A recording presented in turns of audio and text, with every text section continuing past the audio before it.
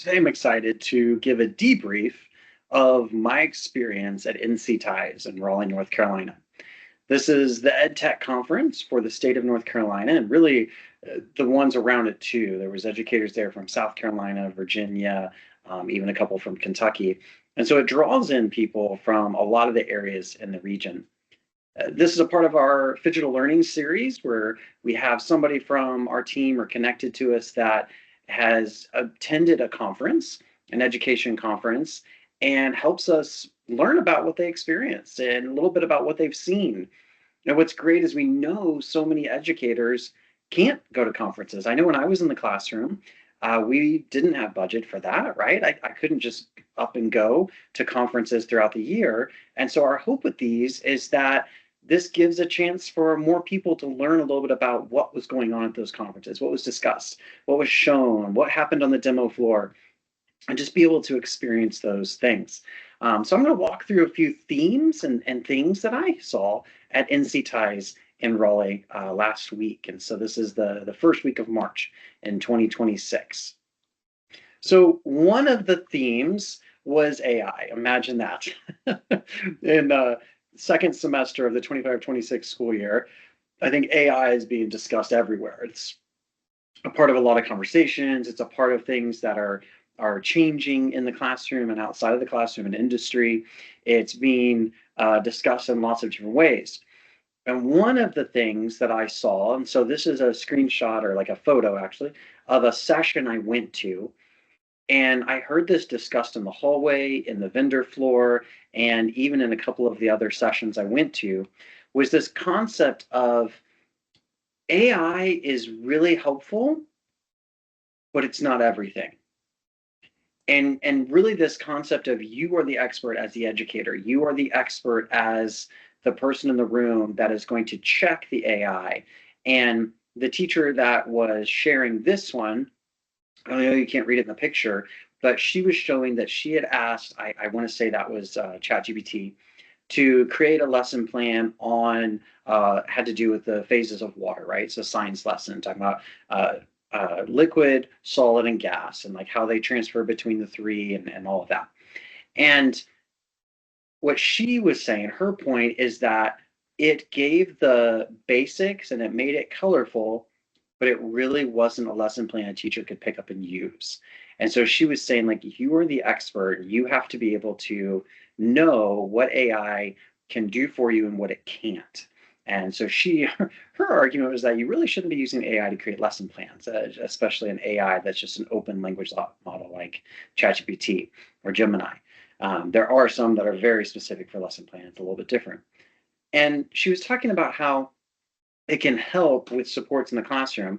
And another session I was in talked about the different ways that it can be a support in the classroom, differentiated learning, transforming reading passage into multiple levels. They really got specific into language and language transition and language learning. It was really their focus on that session. It was really good.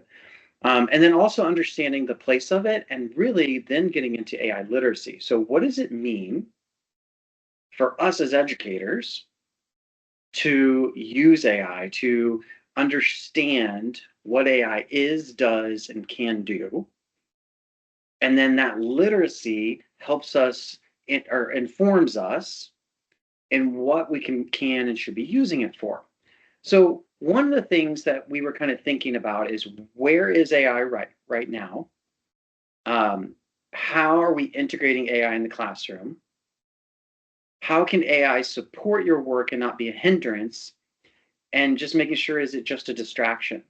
Because another session I went to was talking about how it's integrated, in Microsoft, it's now integrated in Word and PowerPoint, and you can go to Copilot Online. In Google, it's now you have Gemini that you can go to by itself, but then it can also be integrated in slides and docs, and you can find it in all these different places.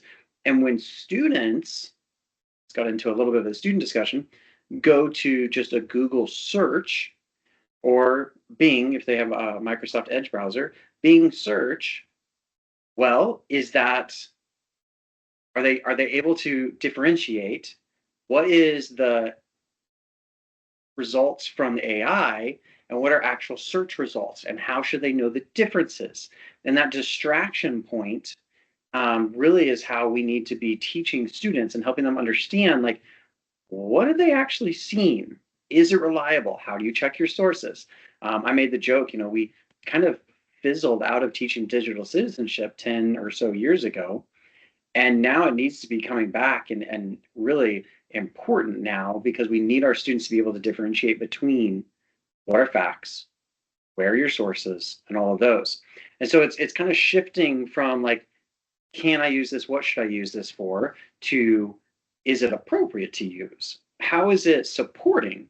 Is it supporting learning, or is it being a hindrance? Is it taking away from the opportunities I have as an educator to really support what's going on? And so when I was in the expo hall, I talked to a company called Everway. I did not know the name of Everway, but I did know Read and Write and Text Help and Equatio. When I worked in the district office in the curriculum side, that was some tools that we use specifically with our special ed population and helping them have access to tools. So when I talked to them, one of the things they said was they see their product helping to fill in those gaps and using some AI, especially on the read, write, text help side, to help fill in the gaps for where students are struggling or having issues, but not be one more thing, not get in the way of learning. So very similar to Grammarly, text help and read and write rather, not text help. Read and write is very similar to Grammarly if you're familiar with one or the other, in that it can guide students and can help point them to research. It can help point out issues they have in the text, and then it gives them the choice to make it happen, to make the correction, to make sure that that's what they want to use for. And so it shows them what they can do. The classic example of there, and there, right? Which there should they be using? And so the read and write example I looked at when I was at the booth was they actually, it popped up and said, hey, are you using the correct version of there?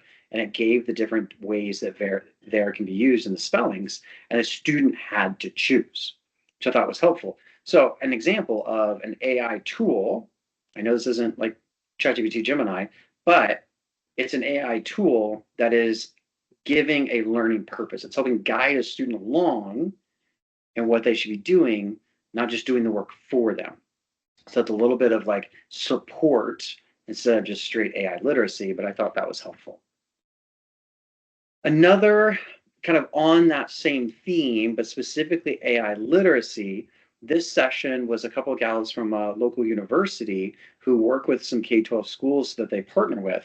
And one of the things they were talking about is we as educators at all levels, higher ed, K-12, need to be thinking about AI literacy and the guidelines that we're going off of. So when you use an AI, how are you making a choice of what you should do with it? What are you basing that on? And so they were talking about the state of North Carolina, since that's where the conference took place, has some guidelines that they put out.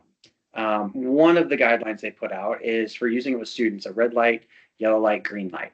Green light, yeah, you can use Gemini, Copilot, ChatGPT for everything in this assignment. Yellow, use it for research and for helping guide your thought process, but you need to do all the writing yourself. And then red's like no AI allowed in this assignment.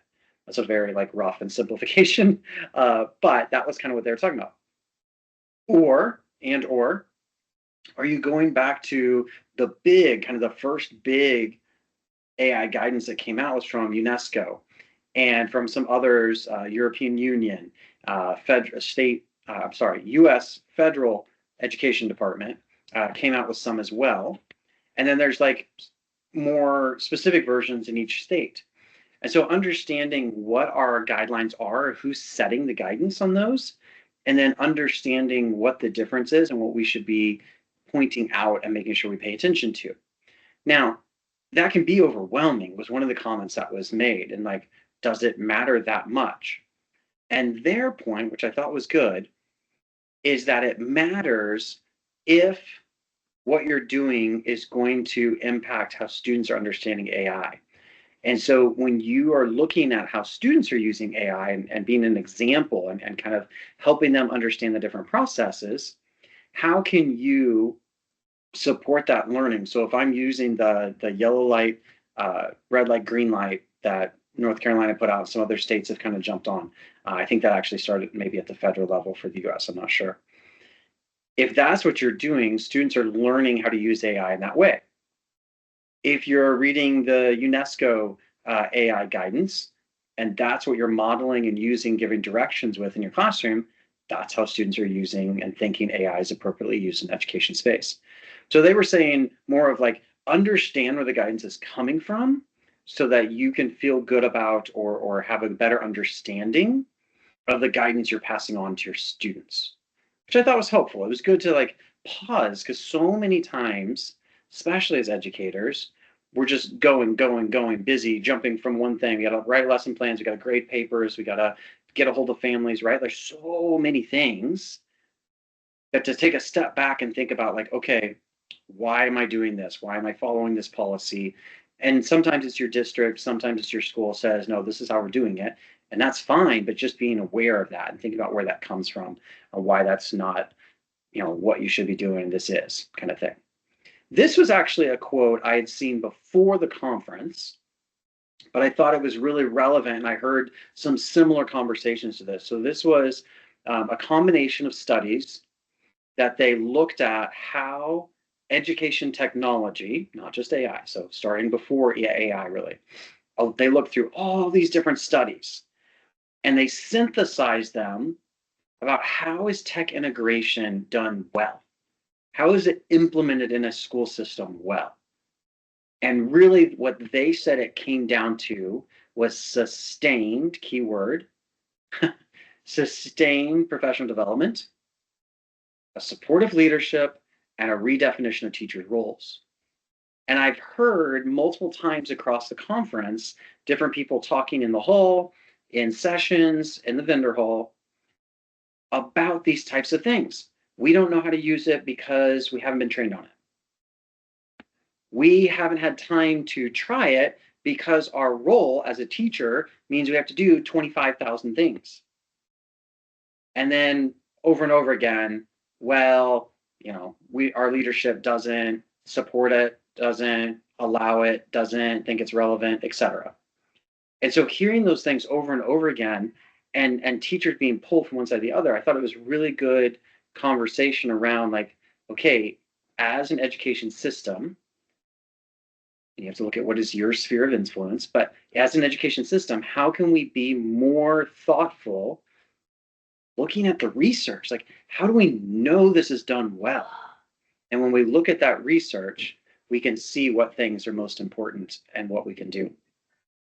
Now, to help that, I thought this going to the expo hall, and I'm sure a lot of you would raise your hand if you were with me right now. You've heard of BrainPop. They've been around a long time. I know when I first started teaching social studies, we had BrainPop in the elementary school, and I taught in the middle school and used it some for these little snippet videos and activities to help kind of supplement your curriculum. So I taught social studies. There was little like American history snippet videos that would help supplement the curriculum. And sometimes there was like printables that went along with it. Really fun and cute, helped it be engaging for the students. Well, BrainPop is still around and has expanded. And one of the things that I kind of zeroed in on in supporting educators and helping them implement something is specifically they've added a lot more digital citizenship and AI literacy. So when you think about how you're modeling and helping students understand what they're seeing online, AI and not, I thought that was helpful to have another partner out there that is providing really good content. I got to look through some of them, and you can look through some of it on their website as well. Just going to BrainPop. And it was helpful to see how those lessons and those mini lessons and videos and supportive materials could help an educator because we can't come up with everything on our own, right? You only have so much time. So being able to have another tool out there, I thought was really helpful. Some things I was sharing with some people around me is, Common Sense Media has some great materials, and the state of Michigan actually has free AI literacy and digital citizenship curriculum as well. They're just focused on the citizenship side, but Yeah, so there's other resources. There's lots of resources. It was great though to talk to the folks at BrainPop with all their new AI literacy stuff that's coming out. So that was helpful to see and kind of think about. Another theme that I saw, and this I've each of the people that have done one of these after a conference over the last 2 months has had a similar kind of couple of categories now, and that was this immersive hands-on learning, and they did a really good job in the Legos. I specifically went to now when I was in the district office, I helped support the summer school, which was always had like a STEM theme, and then some of the after school programs. And Lego robotics was always a part of that. Everybody loved Lego robotics, and so it's changed some. And there's some new things they're coming out with. Specifically, I really like these new kits they have with our lessons around computer science and AI. Now, it's not using AI, but it's using the Lego robotics to train an AI. So students actually get to experience hands-on, tangible learning, right? How to train an AI. And so that was really fun to see. They have a K2 or 1-2, I forget, a 3-5, and then a 6-8 sets that went with that. And there's unique little Lego pieces that are specifically for training the AI. And so it was really fun to kind of play with those and see how that works and the new kind of ideas and curriculum that they're coming out to support that. So that was really cool to see. And there were some other products as well that kind of went along with that. But I appreciated seeing a lot of the hands-on focused learning, but it's still teaching some of these concepts that I've been talking about so far and seeing educators really be curious about or struggling with and just trying to find ways to help support students. This was an example of a hands-on way where students could learn more about how AI works and get some of that understanding. So that I think coupled with some of the other AI literacy, digital citizenship stuff we've talked about could be a really great integration there. And these hands-on experiences, one of the things that I've seen kind of come around, we've seen this in the news lately, if you maybe you've seen, is how much time are students spending on screens? And some of it's at home, which I know as educators we can't control, but what can we control in our classroom? And so I love that these are not just staring at a screen, that the technology is for a purpose, it's specific. We open up the laptop and plug in our Lego robotics because we're pushing the program to it, and then we're running it, and then we're off the screen, right? We're off the screen and we're running our robot and seeing how it interacts and works, and maybe jotting down some notes on a pad, right? It has a purpose. It's built for iteration. So iteration was a big part of what they talked about in the Lego robotics, always has been. But with the training the AI is okay, is doing this piece over and over again so the AI sees how it's supposed to work. Did that help it learn? Or do I need to go back and train it in a different way, be more specific, give it more exaggerated? What are the ways that training that AI maybe needs to train? And then we know AI is everywhere, but what is it actually doing? And so some of these hands-on experiences can help us, adults too, but specifically our students, really understand how the AI works and what it can be doing and how it all comes together. Another company that I saw that I'd never heard of was called Prisms. And Prisms is fairly new, but it's been around for a few years. It's focused on a VR headset. So you do have to have a VR headset. And of course, they sell them, but it's a subscription base and it's math and science supplemental. So it's not a full curriculum. Their focus is really on those hard topics for students to understand just by working out the problems. And so the one I got to experience, you are a air traffic controller and a flight tower, right? Which we know there's a shortage of those right now. So anything to help that career is great. So you're an air traffic controller in your VR headset, and you have the little handles, and you're directing the planes, and you have to figure out, use the math. I think it was vectors, getting planes to basically not crash, right? To run their route and get from point A to B, while there's other planes coming across that route.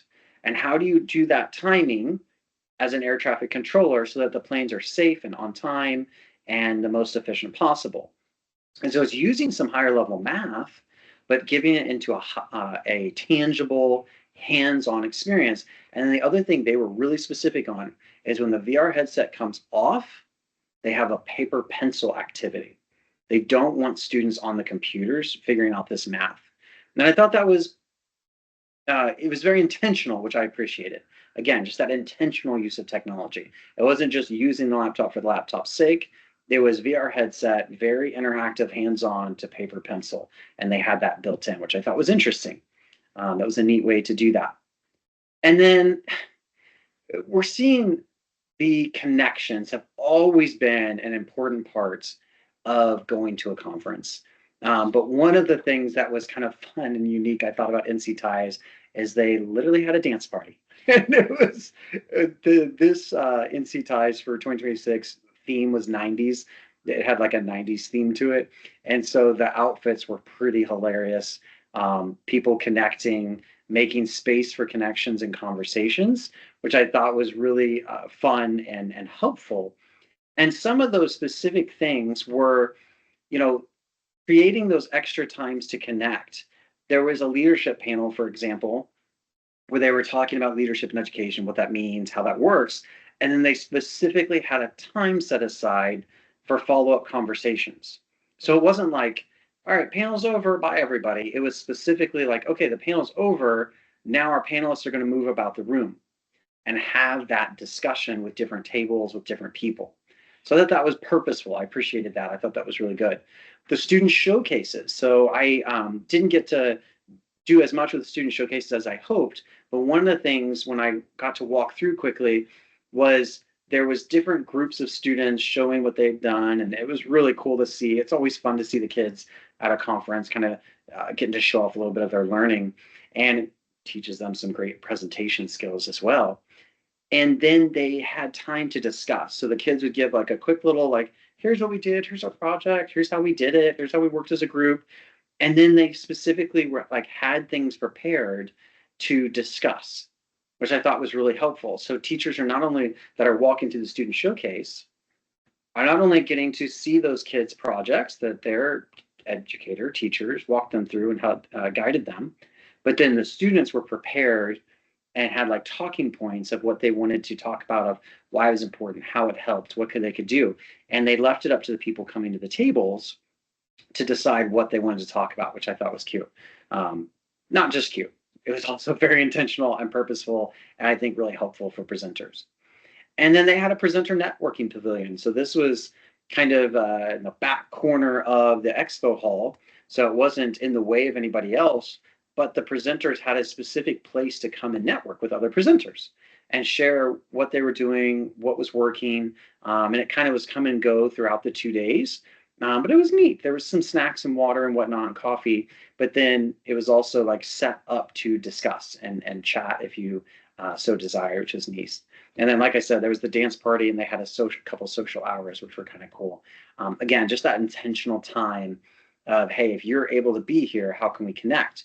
And one of the things they talked about with the social hours is that they're going to continue those virtually. So those that are NC Ties members, right? There's a like a yearly membership, a cheap yearly membership you can do. They're going to have more social hours throughout the year. I guess they have been having these, and so even virtually trying to keep those connections going even after the in-person experience, which I think could be really helpful for a lot of educators, especially if they met somebody or they had a presentation or an opportunity to learn something and then have those continuous follow-up conversations. Makes a lot of sense for them. So the expo hall was really great. This is probably, you can see just about half of it, maybe a little bit more than half in this picture. And there was a lot of, I always laugh like, how many furniture vendors do you need in that tech conference? But then I would see the people talking to them, and it was actually kind of cool. I recognized as I was walking through, there was one furniture vendor, and then I realized, oh my goodness, my kids' middle school library has that furniture, and it's become a really cool spot. Kids really enjoy going in there and hanging out. So there's a purpose to all the vendors, which was kind of neat. And they were really open to discussing and having conversation and curious about what people are doing and open to feedback. All the vendors I've mentioned so far, and there was others I talked to, School AI and Canva. I talked to Pear Deck at GoGuardian, Lenovo, like all these different vendors I talked to and just was asking questions. I always started by saying, hey, I'm not in the classroom anymore, but I'm just curious. And they were always open to that discussion and always open to like answer questions. And so I really appreciated that. Thought they did a really good job kind of facilitating that and being helpful in whatever the way they could, which is great. It wasn't just trying to get a quick sale, which is appreciated, especially for our educator community. All right. Hopefully that gives you some idea and a feel for what went on at NC Ties. There was a lot of focus around AI as expected, a lot of curious educators there to learn what other educators are doing. I know the 2 sessions I got to present, people were interested in what we were seeing in other places.